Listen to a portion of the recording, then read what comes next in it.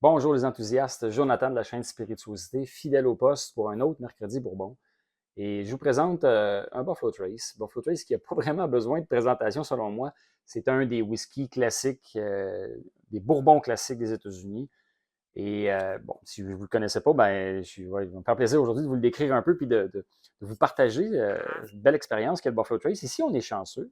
Au Québec, on l'a disponible. Il est aux États-Unis assez victime de leur succès. Buffalo Trace, qui est une grosse distillerie, qui d'ailleurs ont doublé leur capacité cette année, ont installé un autre alambic, et pour vraiment se faire à la demande, parce que tous les produits de Buffalo Trace ont du succès et sont quand même assez difficiles à trouver. Donc, les Buffalo Trace, celui-là, c'est l'édition de base. Désolé, le nom du produit, c'est le nom de la distillerie aussi, juste pour être sûr qu'il n'y a pas de confusion. Et bon, c'est ça. Buffalo Trace font aussi d'autres produits, comme le Eagle Rare, le Blanton, les produits Weller, les Pappy Van Winkle. C'est tout Buffalo Trace qui est derrière toute cette gamme de produits-là. Et comme par hasard, tous des produits qui sont un peu durs à trouver, qui ont du succès. Bon. Je pense que le caractère typique, la signature de Buffalo Trace euh, correspond à une grosse majorité de gens. Donc, ce qu'on aime dans les bourbons, c'est quand même caramel, quand même un bon boisé, mais bien balancé, pas d'extrême, puis beaucoup de produits complexes. Donc, d'après moi, c'est une recette gagnante qui rejoint beaucoup de gens, dont moi. Moi, je suis un fan, j'adore ce produit-là. Je suis bien content qu'ici, il soit facile à trouver quand même. Donc, quand j'en ai plus, je peux en racheter une bouteille. Je n'ai pas à attendre très longtemps, puis il se remet à être disponible. En dessous de 50 je pense qu'il est rendu 48 là, dans ces eaux-là. Euh, Très bien. Aux États-Unis, à cause du succès et de la rareté, le prix a déjà monté. Moi, j'ai vu de mes yeux quand j'étais à Chicago qui était 80 US. C'est cher. Ça fait ça cher pour un produit de base. Mais c'est ce que voulez-vous. La rareté, ça crée des surenchères un peu. Mais c'est ça, c'est honnête. C'est un bon produit. Les gens, ils ont commencé à vider les tablettes. Ils en voulaient plus. Ceux qui en voulaient étaient prêts à payer plus cher. Donc, on comprenait la surenchère. Heureusement, ici, la Société d'État, la SAQ, respectent le prix de détail suggéré avec leur cote, avec leur grille de tarification. Donc, heureusement, on ne paye pas la surenchère. Et aussi, ben, Buffalo Trace respecte quand même au niveau de la distribution des quantités. Donc, c'est pour ça que nous, ici, vu qu'on n'a pas une population à finir et qu'on n'est pas en surdemande comme aux États-Unis pour ce produit-là, ben, il y en a quand même assez régulièrement. Ceci dit, je vais essayer de présenter un peu le produit comme moi, comme il se présente à moi, puis pourquoi je l'aime. Alors, moi, je trouve que beaucoup de bourbons typiques, au premier nez, goûtent la banane. Une banane ronde, une banane sucrée, une banane mielleuse. Il y a de la banane. Dans celui-là, ici, la Buffalo Trace, il y a une banane assez mûre, mais quand même encore assez vive. Ce n'est pas une banane très mûre. Et on ajoute, après ça, du caramel. Il y a une touche aussi comme la cassonade. La cassonade qui est un peu typique comme arôme. Il y a un peu de cannelle. Il y a un très beau chêne.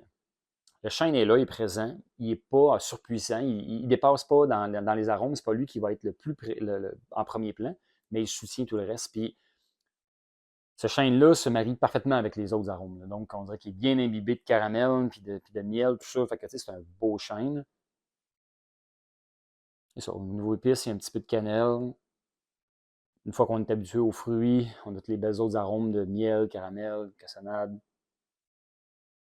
Donc, quand même une complexité correcte, quand même une complexité agréable. Pas le plus complexe des Bourbons, mais très agréable, tout en rondeur quand même. C'est ce que j'aime. C'est ce que j'aime, c'est la balance. Donc, on a plein de belles arômes. Il n'y a pas une qui est plus dérangeante que l'autre. Ils sont toutes agréables. Donc, puis c'est ça, c'est en rondeur. C'est le profil aromatique que j'aime. Moi, les caramels, le boisé, la rondeur. C'est, c'est, c'est dans mes bons Bourbons. En bouche maintenant.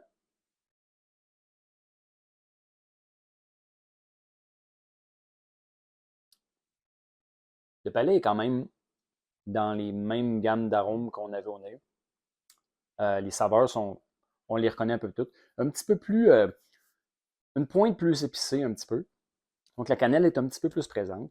D'après moi, c'est le taux d'alcool. Tu as 45. C'est pas, c'est raisonnable comme taux d'alcool. Au moins, on n'est pas à 40 piles. Donc, pour moi, la cannelle vient d'un petit peu du piquant de l'éthanol. Il y a aussi la banane, elle se présente, mais comme une banane un petit peu moins mûre, un peu plus amère. Pas une tonne, juste un petit peu plus, un peu plus amère, un peu plus astringente. Il y a encore un beau chêne. Euh, Curieusement, moi, ce que j'ai en bouche, là, ce que ça me rappelle, c'est le dessert qui est une banane frite avec un coulis de miel dessus. Donc, moi, c'est vraiment comme ça que j'identifie le palais, là. C'est comme ça qu'il se présente, parce que ça me rappelle des souvenirs, puis c'est ma façon à moi de le décrire. Sinon, sinon je vais y retourner.